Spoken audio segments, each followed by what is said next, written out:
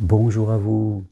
Même si nous sommes tous différents les uns des autres, je crois que dans le fond, nous cherchons tous à réaliser deux grands désirs humains qui vont faire que notre vie ait un sens et que nous ayons le sentiment intérieur de construire quelque chose et de réussir un chemin, une voie.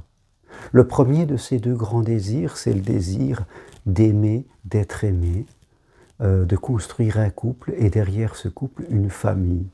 On fait référence au besoin d'appartenance, de se sentir faire partie d'un groupe. Et je crois que c'est très très important. Toute ma vie, eh bien, j'ai eu des ruptures aussi, des divorces, des deuils. Et j'ai trouvé la paix en reconstruisant une famille recomposée. Un couple, bien sûr, pour commencer, parce qu'une famille repose sur un couple solide. Je crois que c'est important. Ce désir est vraiment quelque chose de profond en nous, une quête très importante, le désir d'aimer, d'être aimé, d'avoir un couple uni, et derrière ce couple, une famille plus ou moins élargie. C'est quelque chose qui compte beaucoup et qui nous crée vraiment des repères profonds dans notre psyché. Le deuxième désir très important pour notre équilibre et notre épanouissement, eh bien c'est justement ce désir de nous épanouir, que ce soit dans un travail ou dans des activités que nous allons faire à côté de ce travail. Voilà, nous épanouir dans qui nous sommes, dans nos talents qui nous ont été donnés, dans ces capacités dont nous sommes promus, qui nous ont été offerts par la divinité, si je peux dire. Eh bien, c'est ce sentiment d'accomplissement que nous recherchons tous et qui nous permet en tout cas de donner ce sens. Voilà ces deux grands désirs, le désir d'aimer et d'être aimé dans un couple et une famille, et le désir de nous accomplir, de se sentir utile dans un travail, mais aussi dans d'autres engagements, en fonction de qui nous sommes et de nos capacités. Voilà, nous avons envie de servir une cause plus grande que notre ego. Nous n'avons pas forcément envie de vivre que pour nous, centrés sur notre seul bien-être à nous-mêmes ou nos seules sécurités. Je crois que ces deux grands désirs créent vraiment des piliers très profonds en nous. Et ne pas les réaliser, ne pas les vivre, crée un manque, une souffrance intérieure qui est vraiment profonde et qui peut vraiment nous causer des troubles psychologiques, mais aussi corporels. Nous ne sommes pas faits pour vivre seuls. Nous ne sommes pas faits pour rester dans des couples boiteux.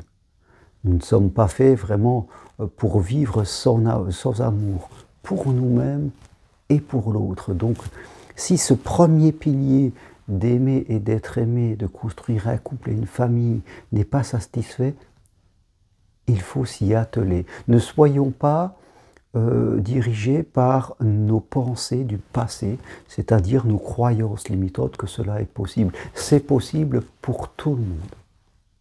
C'est possible pour toute personne qui veut se donner les moyens d'apprendre et de progresser. Toute personne qui se donne les moyens d'apprendre et de progresser dans la patience et dans la souplesse, mais dans l'engagement, verra ce désir se réaliser à un moment ou à un autre. Nous ne devons pas laisser notre ego mettre des limites dans ce désir qui est vraiment quelque chose de très profond. Idem pour notre travail. Nous ne sommes pas nés pour travailler juste dans un métier alimentaire, pour payer des factures, pour payer de la consommation et pour payer des loisirs. Tout ça nous crée vraiment un vide à l'intérieur de nous.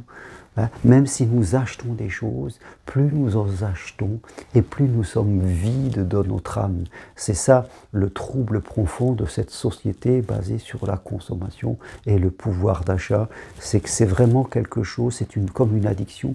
Ça demande toujours à être répété et on a l'impression que plus on achète, plus on consomme, plus on s'amuse. et plus on ne sait plus qui on est complètement perdu. À l'intérieur de nous, le vide grandit. Plus on essaye de remplir avec de la matérialité, avec des loisirs, et plus le vide grandit, et plus on perd le contact avec qui nous sommes, avec notre être le plus profond. Il y a des gens dont les deux piliers sont en souffrance. Ils sont seuls. Ils ont peur de l'amour, ce qui est un comble.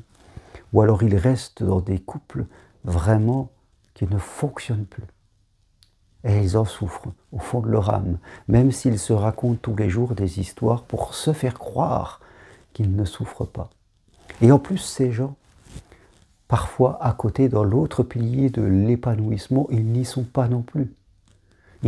Soit ils ne travaillent pas, soit ils travaillent dans des métiers purement alimentaires, ils n'ont même pas assez d'argent et pour leurs besoins primaires, et il leur reste juste quelques pièces pour faire quelques loisirs.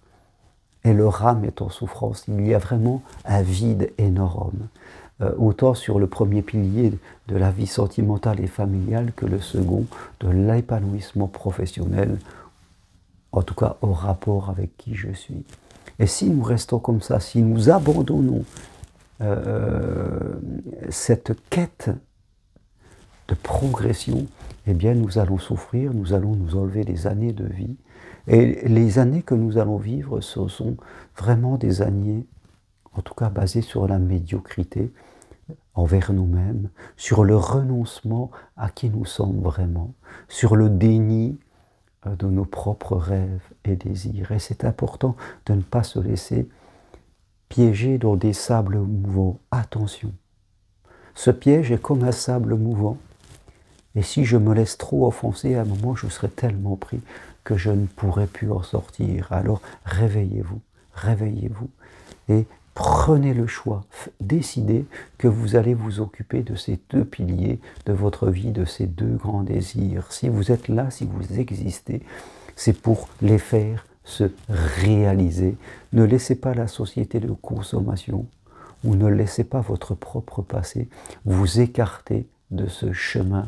Sinon, pour vous, ça sera le sentier de la perdition, comme on vit. Voilà ce que je voulais partager avec vous aujourd'hui. Si vous voulez aller plus loin, prenez une consultation avec moi. Je me ferai un plaisir de vous apporter des clés d'évolution. Ou alors, encore mieux, venez marcher sur le chemin de Compostelle 4 ou 5 jours au mois de juin, vers Conques, il reste 2 places. Ou fin juillet, début août, vers Rocamadour, il reste 5 places. Demandez-moi les programmes, je vous les envoie. Faites-vous ce cadeau, faites ce cadeau à votre âme, et vous verrez que vous serez récompensé. Quelques informations sur mon site germainroncari.com. Merci à vous, à très bientôt, au revoir.